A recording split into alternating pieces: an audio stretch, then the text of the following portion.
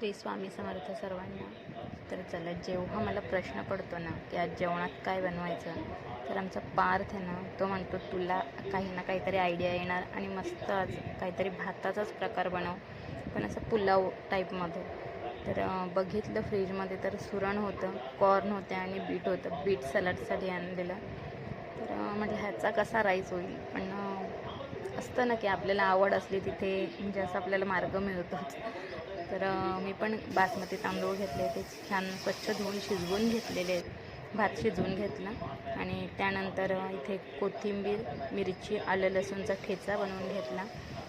त्यानंतर सुरण आणि बीटचे छोटे असे चौकोनी तुकडे करून घेतले आणि कॉर्न सोलून घेतले. मस्त भाजी टाईपमध्ये भाजी त्याची बनवून घेतली.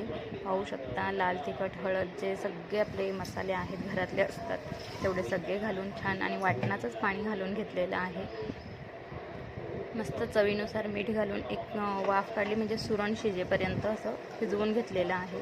आणि त्यानंतर जो आपला राईस आहे शिजवलेला, तो मस्त घालून आणि सगळं एकजीव करून घेतलेलं.